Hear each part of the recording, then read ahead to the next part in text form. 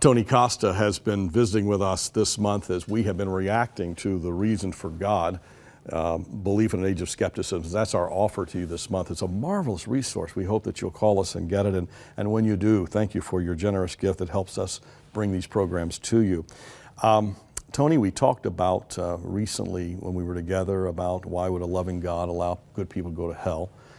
Let me take it to another level, because there are those that say, well, there are people that die every day and they never heard or know of Jesus Christ. In fact, one of the reasons we send missionaries around the world is so the fame and glory of Jesus would share. But we know that there are places in the world where the gospel is not known. Those people die. What happens to them and why? That's a very common question, John. Another question is, what about those who didn't hear before Christ? The pagan nations before Christ who did not have access to the religion of Israel and the scriptures. Yeah.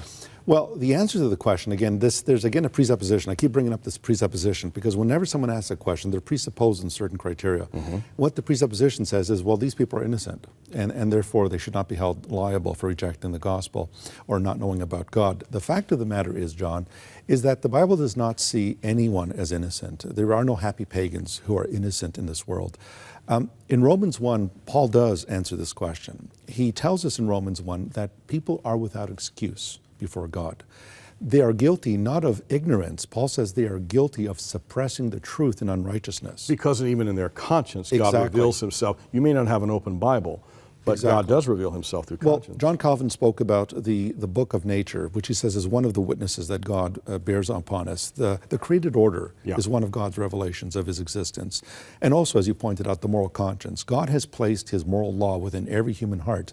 And therefore, the Apostle Paul points out that people did know, they do know about God. They know he's a just God and that he will punish evil. And the issue is this, John, is God does not judge people. If they don't have the gospel, he judges them based on the available light that he has given them. So in the Old Testament... That's critical. Very critical. In the Old Testament, Abraham was not saved because he believed on Christ as we know it in the New Covenant. It says that he believed on Yahweh, on the Lord, and it was credited to him for righteousness. So in the Old Testament period, it was necessary to believe in the one true God and to trust him, and that faith would save you. It has always been by faith, John. Yeah. Now in the New Testament, of course, the Apostle Paul and the other apostles say that God now commands every man to repent and to believe the gospel. And they point back to the cross. Exactly. So God has always saved the world based on the Lamb slain from the foundation of the world, but the criteria for that was to believe on the one true God, and that faith would save them. So God has not only revealed himself through the Word and through the person of Jesus Christ, he's revealed himself through nature. Precisely. He's revealed himself through conscience. Precisely. And humankind is accountable and responsible for that revelation. Yes, they're not innocent, John. Paul says they are without excuse. They cannot say to God on Judgment Day, I did not know. God would say, I put my fingerprints in the created order. The heavens declare the glory of God. They speak. Their speech has gone everywhere.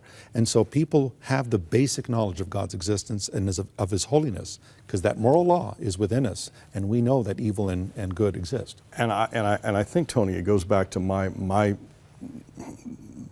belief that understanding the character of God is central. Would God allow anyone to go to hell if they were receptive to that revelation or that light? No, I think no, he wouldn't. Because he's God. He does what's right. He does what's holy and just. The judge of all the earth shall do right. Yeah. So the issue is really the light. Absolutely. And that light, it's important that in John 1:9 we're told that this eternal Word who was with God, that this is the light that enlightens every man who comes into the world.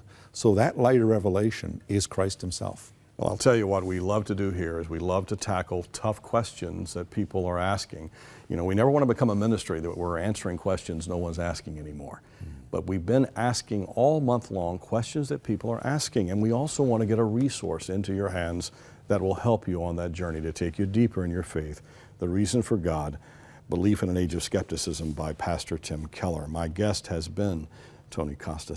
Tony, thank you very much. Pleasure, John. Continued success to you and blessings.